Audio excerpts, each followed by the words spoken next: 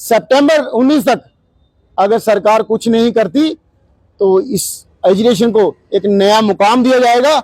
लेकिन उससे पहले जो पेंडिंग की बात है, अगर इस महीने पेंडिंग या मिनिमम वेज पे कुछ नहीं होता तो हम उसके लिए भी तैयार हैं। जैसे मेरे साथी ने कहा, पीछे हटने का सवाल नहीं है, ना झुकेंगे, ना बिकेंगे, ना दमेंगे उस शोषण। खुदा साडे ने धोखा हुंदा है तो अस लोग ऑलरेडी जंग पर बैठे हैं, ना कि अस लोग घर गए अपने रेस्ट करे दे। अस जंग पर सिर्फ हथियार छोड़े दे ने, चलाना नहीं भुले दे।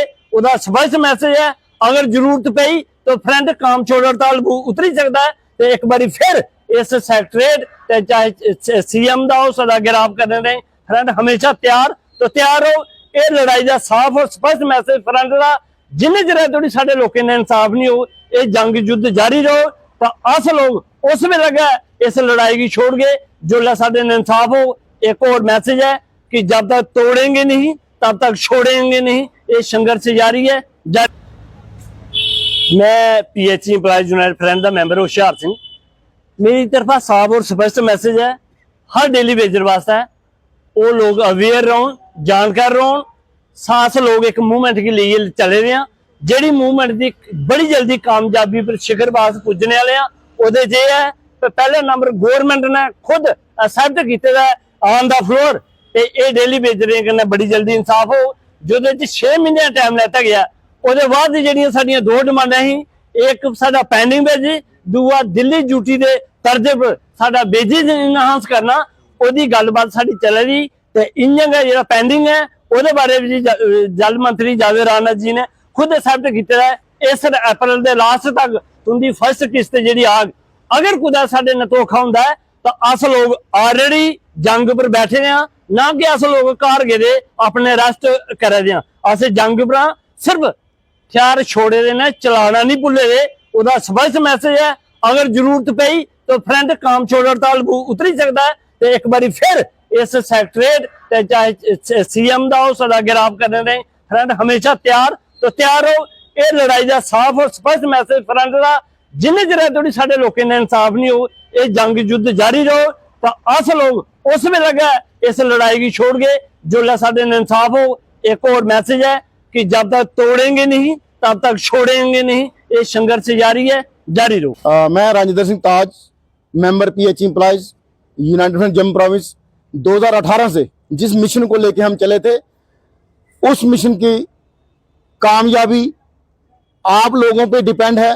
क्योंकि आज जैसे मैंने थोड़े दिन पहले भी कहा था, दुकानें खुल जाएंगी, आपको खरीदा जाएगा, आपको बेचा जाएगा। जैसे 2012 से लेकर 14 तक हमारी रेगुलेशन ना करवा के उन लोगों ने जो सरकार से बात ही कर रहे थे, जो लीडर जो संगठन उस टाइम, उन लोगों ने अपनी 58 से 60 कर ली। चाहे 5th पे कमीशन ले लिया, चाहे 6th ले लिया, चाहे 7th ले लिया, लेकिन हम वहीं के वहीं पिछले 12-14 साल से वहीं खड़े। तो साथियों, अवेयर सावधान हो जाइए।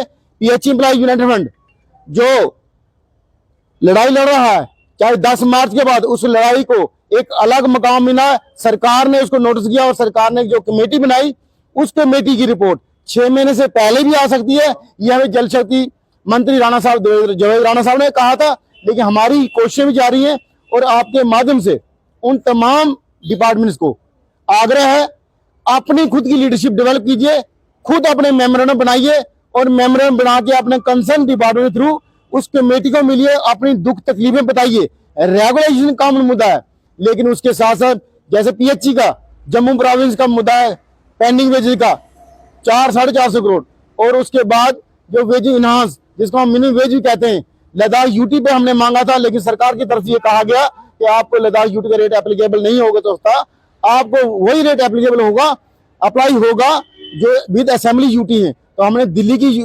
बात की थी। इसीलिए हमारी ये रिक्वेस्ट है कि सभी लोग अपनी डिमांडें जोर शोर से तैयार करके उस कमेटी के सामने रखें, क्योंकि सरकार को ये लगना चाहिए कि चंद लोग ही ये सबको चला रहे हैं। क्योंकि इसी तरह 2013 से 12 से लेकर 14 तक हुआ, कुछ लोग गए, हम आपके हमदर्द हैं, नारे कई लोग डेली में से लगवाते रहे, और बात जहां वहां अपनी की, वहां ये बताया गया कि ये 60,000 को रहने दो, इन 4.5 लाख लोगों को कर दो।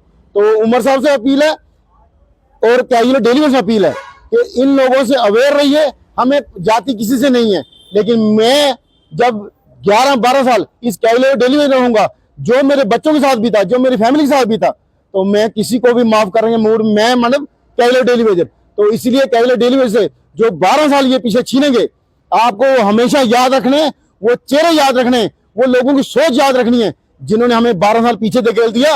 और वो साथियों को याद करो जो इन 12-13 सालों में रिटायर हो घर चले गए, या उन बेवाओं को, उन बच्चों को जिनके सिर से बाप का साया उठ गया, और जो शोषण इन 12-13 साल हमने बर्दाश्त किया, उस शोषण के खिलाफ 22 जून 2022 से कंटिन्यू जंग जारी है। और उस मालिक ने चाहा, परमात्मा चाहा, ये जंग हम पूरी जीतेंगे। मान सम्मान की जो लड़ाई हम कहते हैं, ये मान सम्मान के साथ साथ इकोनॉमी की सोशली जो हम पीछे गए वो भी हम कवर करेंगे। ऐसा है कि सबसे बड़ी पंचायत जो है वो assembly on the floor of chief minister, सबसे बड़े नेता होते हैं, लीडर ऑफ हाउस होते हैं, और leader of opposition Sunil Sharma, दो चेहरे होते हैं। उन दोनों ने ये माना कि कैवलर डेली वेजर से बात की जाए, उनके लिए जो कमेटी बनी है उनके जो हक, और 20-25 दिन असेंबली लगी, उसमें कैवलर डेली वेजर का मुद्दा जो छाया रहा, और पीएचई एम्प्लॉय यूनाइटेड फ्रंट की मेहनत है पिछले 3 साल की। अगर इलेक्शन में ये मुद्दा सभी पॉलिटिकल पार्टियों को अपने मैनिफेस्टो में रखना पड़ा, तो वो भी पीएचई एम्प्लॉय यूनाइटेड फ्रंट की मेहनत है। और मेरे कई साथ जैसे इरिगेशन है या और बाकी डिपार्टमेंट है, एसआई डिपार्टमेंट, वो भी कहीं ना कहीं प्रोटेस्ट कंटिन्यू करते रहे। और कोई साथी अगर मेरे से छूट गए डिपार्टमेंट, तो वो अपनी आवाज बुलंद करते रहे। लेकिन पीएचई एम्प्लॉय यूनाइटेड फ्रंट लगातार इसी मुहिम में लगा रहा कि ये लोगों ने जो इलेक्शन में बात बोली वो असेंबली में उसका कानून बने। और हम ये उम्मीद करेंगे कि अगर मार्च, अप्रैल, मई, जून, जुलाई, अगस्त, सितंबर 19 तक अगर सरकार कुछ नहीं करती, तो इस एजुकेशन को एक नया मुकाम दिया जाएगा। लेकिन उससे पहले जो पेंडिंग की बात है, अगर इस महीने पेंडिंग या मिनिमम वेज पे कुछ नहीं होता, तो हम उसके लिए भी तैयार हैं। जैसे मेरे साथी ने कहा, पीछे हटने का सवाल नहीं है, ना झुकेंगे, ना बिकेंगे, ना दमेंगे। उस शोषण के खिलाफ आवाज उठाते रहेंगे जो शोषण पिछले 30 साल जारी है।